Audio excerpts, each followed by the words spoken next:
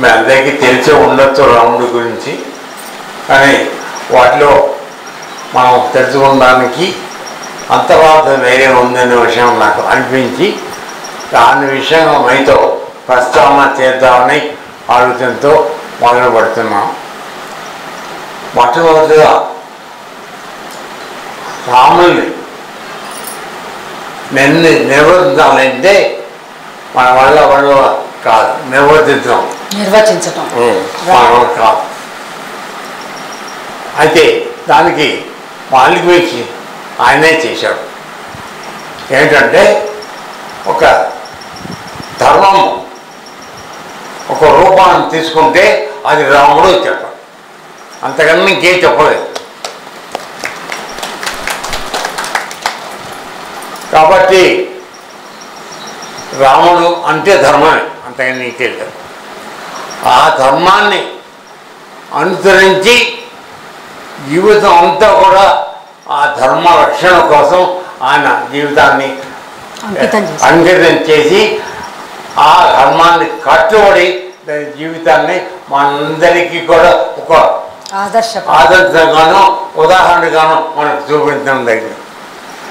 మనం అందరికీ రాముడు అంటే మూడు విషయాలు మనం గుర్తిస్తూ ఉంటాం. ఒకటి ఒక బాణం, ఒక మాట, ఒక భార్య. అందరూ గుర్తుపెట్టుకుంది ఆయనే కదా మూడు. అయితే మరి కేవలం వాటిలో ఉన్న అర్థం ఏమిటి, ఆయన ఎందుకు చేశాడు ఇది, అది తెలుసుకోవడానికి కొద్దిగా ప్రయత్నం చేద్దాం. మొట్టమొదటిగా ఇందాక మనం చేసినట్టుగా ఆయన ధర్మ స్వరూపం కాబట్టి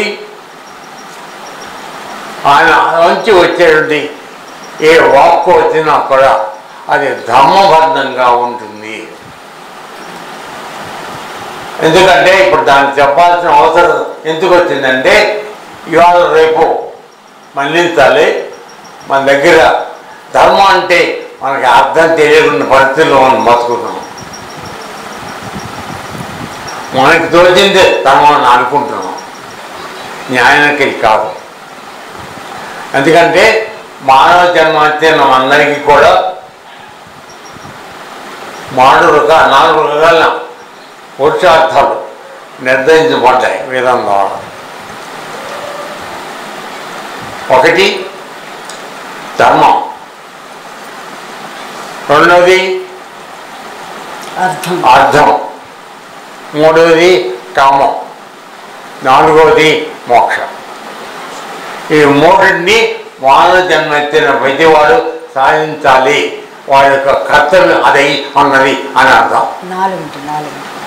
కాబట్టి రాములు వారు మనం ధర్మాన్ని మొదటిగా తీసుకుని దాన్ని ఆచరించి మనకు చూపించాం. కాకపోతే అర్థం వాటి గురించి వివరంగా మళ్ళీ చెప్పాము. అర్థం అన్న డబ్బుకి ఎప్పుడు ప్రాముఖ్యత అనగా రాజ్యానికి ప్రాముఖ్యత ఇవ్వలేదు. కేవలం తండ్రి చెప్పకపోయినా ఆ తల్లి చెప్పిన పెద్దతల్లి చెప్పిన మాటని అనుసరించి రాజ్యాన్ని వదిలేసి అరణ్యాన్ని వెళ్ళిపోయాడు. సో అది అర్థం. మూడవది కామం. మానవ జన్మకు వచ్చిన తర్వాత మానవులందరూ కామం అంటే కేవలం భార్యాభర్తల సంబంధం కాదు.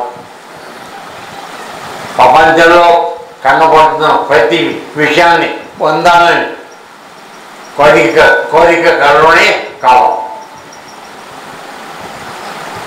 మనం ఇప్పుడు ఏదైనా ఒక వస్తువు ఒక ఇది చూసాం, అందమైంది కనబడింది, దాని వెంటనే మనం పొందాలని ప్రయత్నం చేస్తున్నాం. కావున ఏమవుతుంది, మనం తెలియక ఆ వస్తువుని కానీ దీన్ని పొందడానికి కొన్ని అనుచితమైన పనులు చేసి మనం పాపం మరగొట్టుకుంటున్నాం. కాబట్టి మానవునికి వచ్చిన తర్వాత ధర్మాన్ని నువ్వు ప్రతీకగా పెట్టుకున్న తర్వాత కామం పట్ల నీకు విచక్షణ ఉండాలి. ఎందుకంటే మన అందరం బంధించబడేది కేవలం మన కోరికలు మాత్రమే. మనం కోరుకుంటేనే ఒక విషయాన్ని పొందడం ప్రయత్నం చేస్తున్నాం. ఆ కోరిక తీర్చుకోవడానికి చేసే పనుల వల్ల మళ్ళీ మనం జన్మాంతరం జరుగుతాం. కాబట్టి కోరుకున్నప్పుడు ఇవి జాగ్రత్తగా ఉండాలి. సో అక్కడ రాముల వారు కారణము అంటే దాన్ని చెప్పాడు కానీ కేవలం వర్కపత్ని అని అర్థం కాదు. అది ఖచ్చితంగా దాన్ని కూడా చెయ్యాలి.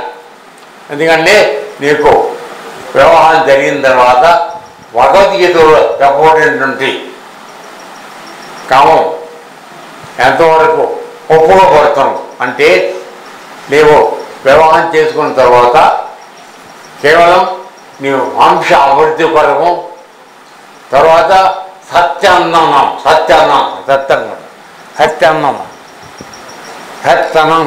మంచి పేరు సత్సంతం, దానికోసం నువ్వు వివాహాల్లో ఉండాలి తప్ప ఎటు పడితే అటు పోవడానికి ఒక్కది లేదు. కాబట్టి దాన్ని మనకి బయట చూపించాడు.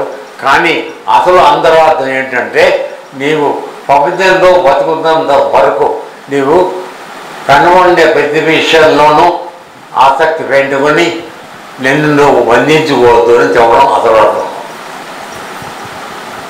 కాబట్టి రాములు వారు ఈ 3 విషయాలని చేసి చివర ఆయన నాగరైంది మోక్షం.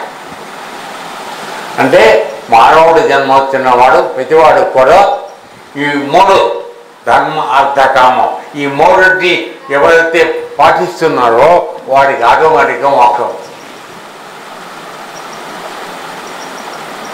ఇవి ఈ 3 చేయకుండా మనం మోక్షం కావాలి. లేకపోతే తిరుపతి వెళ్ళాను, ఇంకోటి వెళ్ళాను, శివాయికి కాశీకి వెళ్ళాను, ఇవి ఏం చేసినా ఉపయోగం లేదు. ఎందుకంటే ప్రక్షాళన జరగాల్సింది మన మనస్సులో, జరగాల్సింది మన మనస్సులో, బాధ్యం కాదు. వాటిని కూడా చూపిస్తాం. ఎందుకంటే నీకు విషయం తెలియనప్పుడు